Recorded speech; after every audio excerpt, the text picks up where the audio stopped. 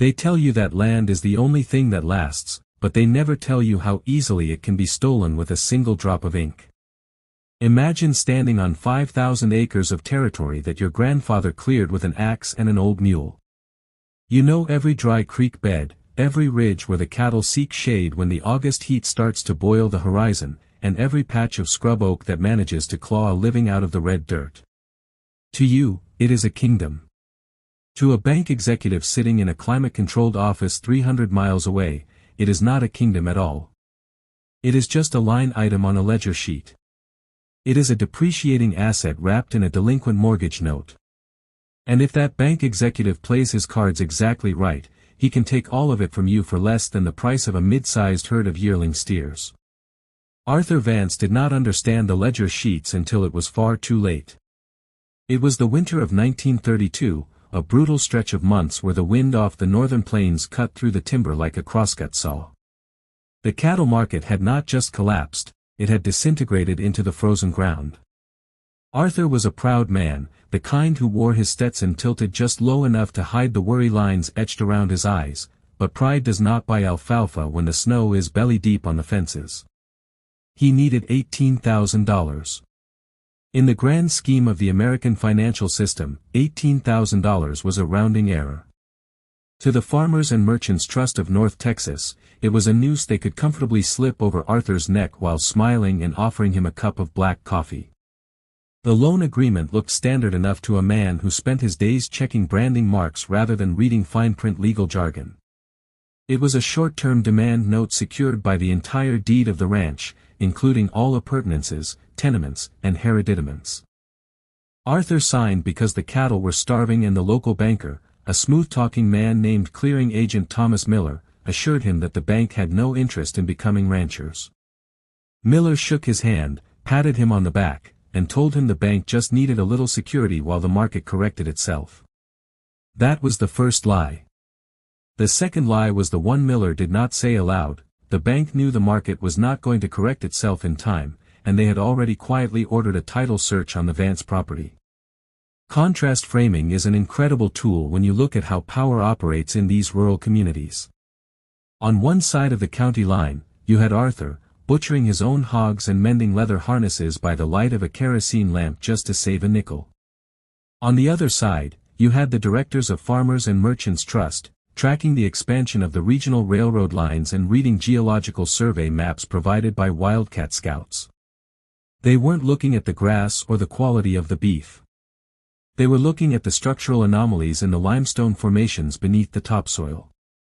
They knew something Arthur didn't, or at least, they suspected it strongly enough to wager $18,000 of liquidity on a foreclosure strategy.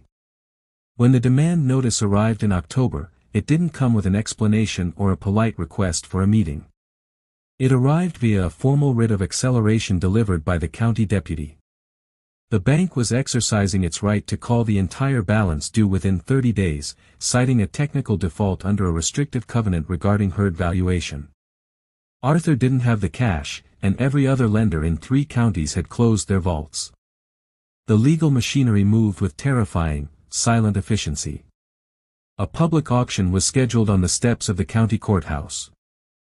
A grim ritual where properties worth fortunes were routinely sacrificed for pennies on the dollar during the height of the Depression.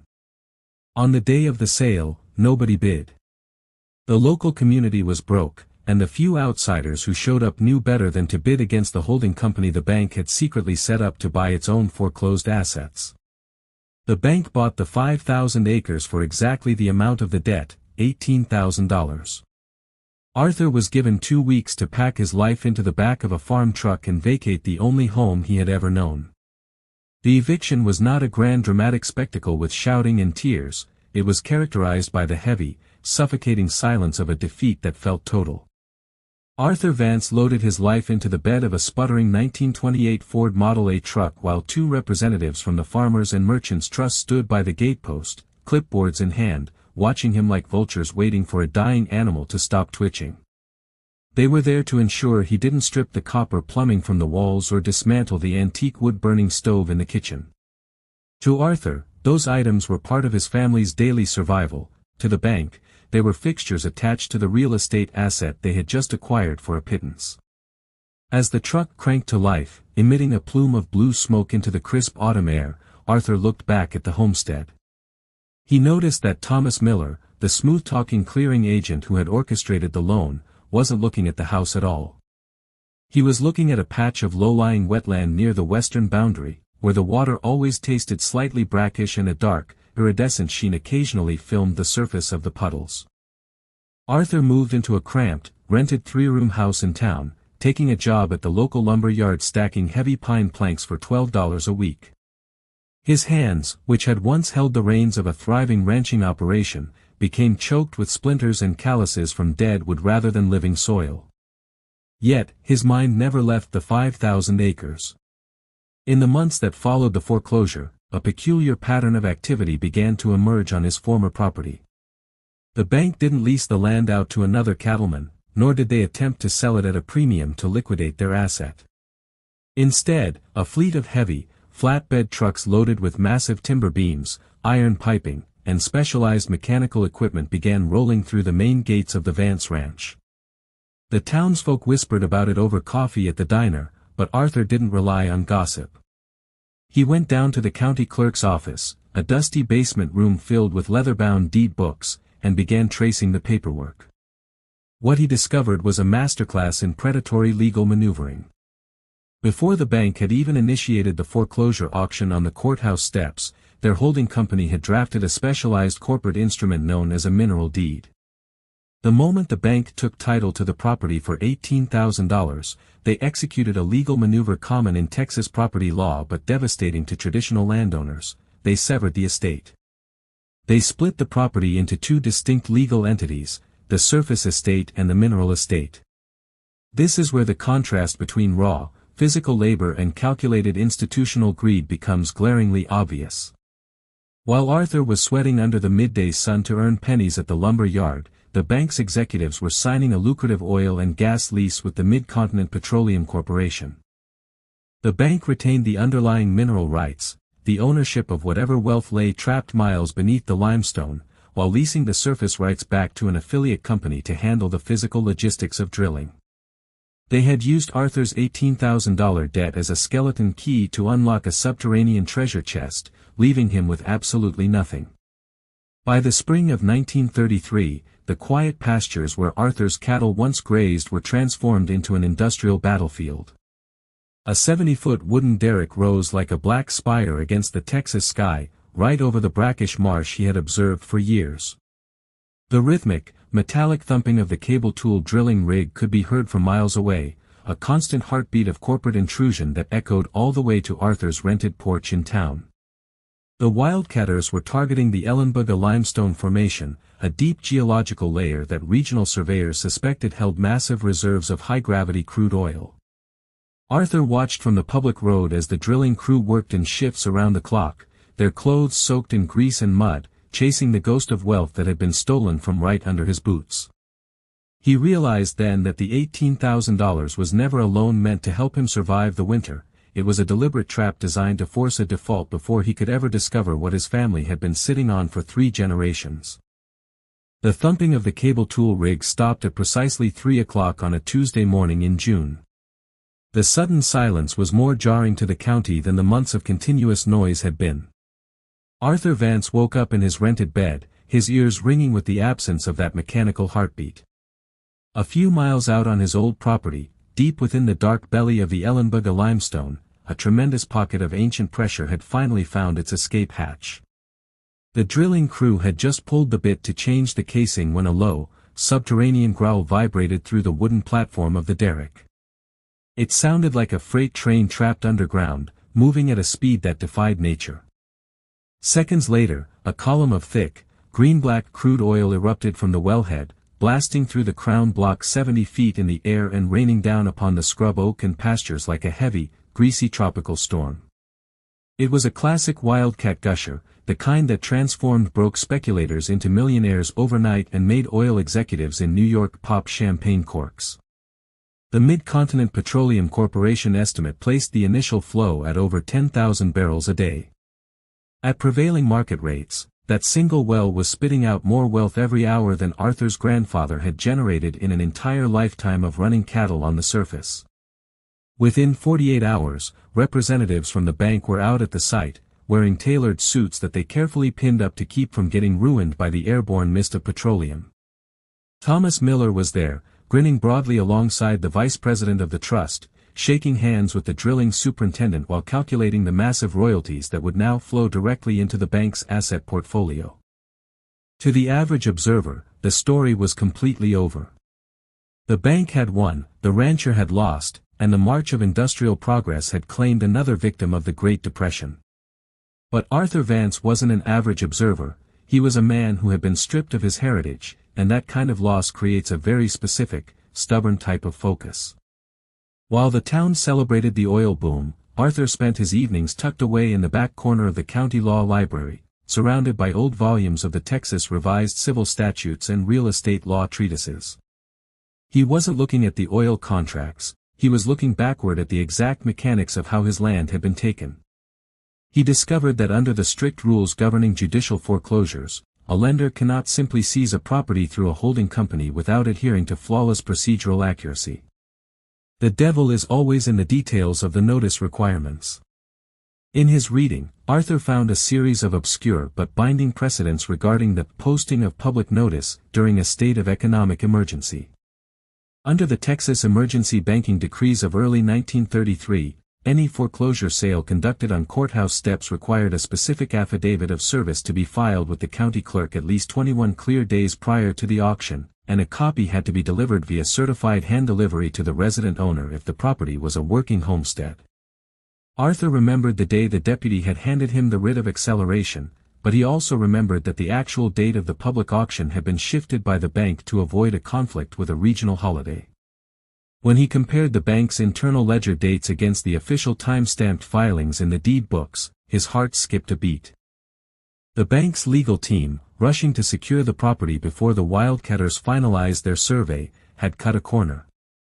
They had held the auction exactly 19 days after the official filing was recorded, 2 days short of the mandatory statutory period required for a valid non-judicial or judicial sale of an active agricultural homestead. This procedural defect meant that under prevailing state property law, the foreclosure sale was not merely unfair, it was potentially voidable. It was a tiny crack in the bank's massive legal armor, but it was all Arthur needed.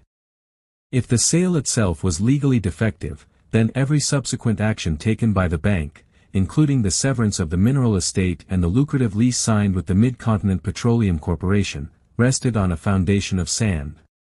Arthur closed the heavy leather book, blew out the oil lamp in the library, and walked out into the night air, smelling the faint, distant scent of the crude oil that belonged to him. Finding a lawyer willing to sue the largest financial institution in North Texas during the height of the Great Depression was like trying to find rain in a drought. Most of the established attorneys in the county seat drank their whiskey at the same private club as Thomas Miller and the directors of the Farmers and Merchants Trust. They weren't about to jeopardize their retainers or their social standing for a broke, displaced rancher who was currently stacking lumber for $12 a week. Arthur Vance was turned away from 4 different brick and marble offices before he finally walked down a narrow flight of stairs into a dingy basement suite belonging to a young attorney named James Caldwell. Caldwell was fresh out of the University of Texas School of Law, had more debt than clients, and possessed a fierce, underlying resentment for the institutional greed that was strangling the working class. When Arthur laid out the dusty ledger dates and the time-stamped copies of the courthouse filings on the young lawyer's cluttered desk, Caldwell didn't see a hopeless case, he saw a legal atomic bomb. He spent 3 days cross-referencing Arthur's documents with the strict mandates of the Texas Emergency Banking Decrees. The math didn't lie. The bank had held the auction exactly 19 days after the official filing was recorded, completely violating the 21-day mandatory statutory period required for an active agricultural homestead foreclosure. Caldwell looked up from his notes, his eyes wide, and told Arthur that they weren't just going to sue for monetary damages, they were going to sue to quiet the title and void the entire foreclosure sale from the very beginning. The filing of the lawsuit sent a shockwave through the local financial community that was felt all the way to the state capitol. When the process server delivered the petition to Thomas Miller's office, the clearing agent reportedly laughed out loud, assuming it was a frivolous nuisance suit that could be dismissed with a single motion. But when the bank's high-priced corporate attorneys from Dallas actually read the specific statutory arguments laid out by Caldwell, the laughter stopped immediately. They realized that a rogue 24-hour error in their rush to secure the property had put a multi-million-dollar oil asset in extreme legal jeopardy. The contrast between the two sides as the preliminary hearings began at the county courthouse was stark. On one side of the aisle sat Arthur Vance in his heavily brushed but frayed wool suit, sitting next to a 25-year-old lawyer whose briefcase was scuffed at the corners. On the other side sat a phalanx of 5 corporate attorneys, surrounded by leather binders, financial ledgers, and a mountain of legal precedents designed to overwhelm and intimidate. The bank immediately filed a motion for summary judgment, arguing that even if a minor technical defect existed in the notice period, Arthur had suffered no real harm because he was admittedly unable to pay the $18,000 debt at the time of the default. James Caldwell stood up to respond, and his voice didn't shake. He didn't argue about the ethics of the foreclosure or the tragedy of a family losing their homestead. Instead, he stayed grounded in cold, hard procedural reality. He argued that under Texas property law, the statutory notice requirements for a homestead foreclosure are absolute, non-negotiable, and strictly construed. A sale that does not strictly adhere to the letter of the law is not merely voidable at the discretion of the court, it is void ab initio, meaning it never legally occurred in the first place. If the sale was void, Arthur Vance was still the rightful owner of the 5,000 acres, and the bank had essentially spent the last 6 months trespassing on private property and illegally leasing out assets they did not own. The presiding judge, a no-nonsense jurist named legal referee Robert Harrison, listened to both sides for 3 hours before taking a long drink of water. He looked down over his spectacles at the bank's legal team and denied their motion for summary judgment. He ruled that the case would proceed to a full trial on the merits of the procedural defect. It was the first time the bank had lost a courtroom battle in 30 years, and as Arthur walked down the courthouse steps that afternoon, he noticed that Thomas Miller was no longer smiling. The corporate machinery had hit a massive snag, and the stakes were about to get incredibly high. The denial of the summary judgment motion caused a quiet panic within the executive suites of the Farmers and Merchants Trust. The Mid-Continent Petroleum Corporation had already drilled a second well on the eastern pasture, and the combined output of the property was now approaching 25,000 barrels of oil per day. If Arthur Vance succeeded in voiding the original foreclosure sale, the bank would not only lose the 5,000 acres of land, but they could also be held legally liable for converting millions of dollars worth of oil revenues that belonged to a private citizen. On a rainy Thursday evening, exactly 1 week before the formal trial was set to commence, a black town car pulled up outside Arthur's rented 3-room house. Thomas Miller stepped out of the back seat, shielding his expensive wool overcoat from the downpour with a silk umbrella, and knocked firmly on the door. Arthur opened it, standing in his shirt sleeves, his frame blocking the entryway.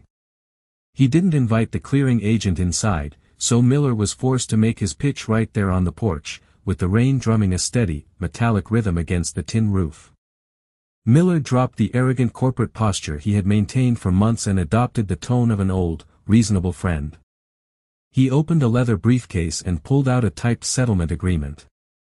The bank was prepared to offer Arthur $50,000 in cold, hard cash, plus a full release from any lingering deficiency judgments regarding the original loan. In 1933, $50,000 was an absolute fortune, enough to buy 3 pristine ranches anywhere in the state and live comfortably for the rest of his natural life. The contrast framing of that moment was profound.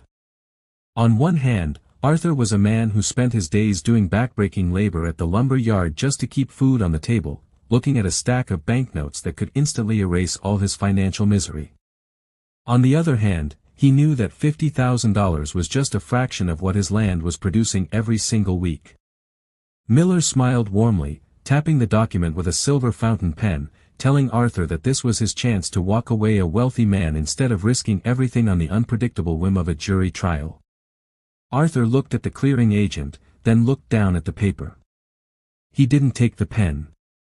He told Miller that the bank had stolen his grandfather's kingdom for $18,000, and he wasn't about to let them keep it for $50,000.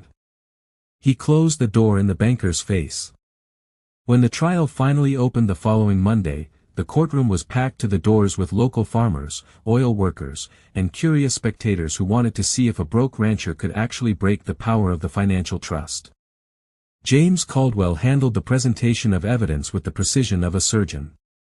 He called the county clerk to the stand to verify the exact timestamps of the foreclosure filings, establishing beyond any shadow of a doubt that the bank had held the auction exactly 19 days after the public notice was recorded. The bank's lead defense counsel tried desperately to pivot, attempting to introduce complicated accounting ledgers to prove that Arthur was hopelessly insolvent anyway, but Judge Harrison repeatedly sustained Caldwell's objections, keeping the jury's focus strictly locked onto the procedural violation. The turning point of the trial came when Caldwell called Thomas Miller himself to the witness stand under adverse examination. The young lawyer didn't ask about the oil or the subterranean geological surveys. Instead, he forced Miller to admit under oath that the bank had knowingly bypassed the standard internal audit procedures for homestead foreclosures because they were racing against a rival investment firm to secure the land before the Wildcatters finalized their drilling lease. Under intense cross-examination, Miller's polished exterior began to crack. He stumbled over his words, adjusting his tie nervously as he was forced to read the text of the Texas emergency banking decrees aloud to the jury, explicitly confirming that the bank had failed to provide the mandatory 21 days of notice required by state law. The legal trap the bank had set for Arthur had officially snapped shut on their own fingers. The jury deliberated for less than 2 hours, a remarkably short window of time for a case that carried multi-million-dollar implications for the North Texas oil industry. When the 12 men walked back into the crowded courtroom, the air was thick with expectation. Arthur Vance stood next to James Caldwell, his posture straight, his eyes fixed on the foreman. The bank's legal team sat in tight formation across the aisle, their leather binders closed, their faces pale under the flickering electric lights of the courthouse. The foreman handed the written verdict to the bailiff, who passed it up to Judge Harrison. The judge read the document silently, nodded, and handed it back to be read aloud into the permanent public record. The verdict was an absolute, unequivocal victory for the rancher. The jury found that the Farmers and Merchants Trust had committed a material procedural violation by holding the foreclosure auction exactly 19 days after the public notice was officially recorded, failing to meet the absolute 21-day statutory mandate required for active agricultural homesteads under the Texas emergency banking decrees. Based on this finding of fact, Judge Harrison issued a sweeping final decree that sent shockwaves through corporate boardrooms across the state. He ruled the original foreclosure sale completely null, void, and of no legal effect ab initio. In the eyes of the law, the bank had never owned a single blade of grass on the 5,000 acres. The deed they had manufactured to sever the surface estate from the mineral estate was legally vaporized. Arthur Vance was restored as the sole, rightful owner of the entire property, including the lucrative underground oil reserves. Furthermore, the judge ordered an immediate financial accounting of all petroleum revenues extracted from the land since the date of the unlawful eviction. The Mid-Continent Petroleum Corporation was ordered to immediately redirect all future royalty payments, amounting to an astonishing 12.5% of gross production, away from the bank's asset portfolio and directly into Arthur Vance's newly established trust account. The bank was also held liable for converting over $300,000 in past production revenue, an amount they were forced to pay out of their liquid reserves within 30 days. Thomas Miller bolted from the courtroom the moment the gavel fell, dodging reporters and angry local farmers who cheered as Arthur walked out onto the courthouse steps. The contrast framing of Arthur's journey was now complete. The man who had been forced to pack his entire life into the back of a sputtering farm truck over an $18,000 debt was now one of the wealthiest independent landowners in the entire region. Yet, when Arthur returned to the 5,000 acres the following morning, he didn't buy a luxury town car or build a mansion in the city. He walked past the towering wooden oil derricks that were pumping black gold from deep within the Ellenboga limestone, walked up to the old western pasture where the grass was green, and began checking the fence lines for broken wire. He was a rancher again, and the land finally belonged to the man who truly understood its value. The legacy of the Vance Ranch became a legendary cautionary tale throughout the financial sectors of the American West. It served as a stark reminder to institutional lenders that the law is a two-edged sword, the same rigid procedural machinery used to crush the vulnerable can just as easily be turned against the powerful when they choose to cut corners out of sheer arrogance. The farmers' and merchants' trust never fully recovered from the reputational and financial blow of the Vance Decree. Within 3 years, following a strict regulatory audit by state banking authorities who were tipped off by the details exposed during the trial, the institution was quietly absorbed by a larger regional competitor, and Thomas Miller's name was permanently scrubbed from the local financial registries. Arthur Vance lived out the remainder of his days on the 5,000 acres, maintaining a lifestyle that fiercely defied his staggering newfound wealth. While the royalty checks continued to accumulate millions of dollars in his Dallas bank accounts, he still woke up at 5 o'clock every morning to brew his own black coffee and tend to his cattle. He used a significant portion of his fortune to establish a specialized legal defense fund administered by James Caldwell, dedicated exclusively to providing high-caliber representation for independent farmers and ranchers facing predatory foreclosure actions by corporate syndicates. As the decades rolled on, the wooden oil derricks eventually grew quiet, their iron pumps slowing to a final stop as the subterranean pockets of the Ellenbogen limestone were eventually depleted of their ancient pressure. The industrial crews packed up their flatbed trucks, dismantled the pipe racks, and rolled back out through the main gates, leaving nothing behind but the quiet whistling of the wind through the timber. The black stains on the soil were eventually washed away by the recurring spring rains, and the native bluestem grass reclaimed the areas where the industrial battlefields had once raged so fiercely. Today, if you drive past the old county line, you will see that the sprawling territory looks almost exactly the same as it did when Arthur's grandfather first cleared the brush with an axe and an old mule. The corporate executives, the wildcat scouts, and the predatory clearing agents have all faded into the dusty, forgotten pages of regional history textbooks, but the earth itself remains completely untouched. They always tell you that land is the only thing that lasts, and in the end, it belongs exclusively to the people who are willing to bleed for it.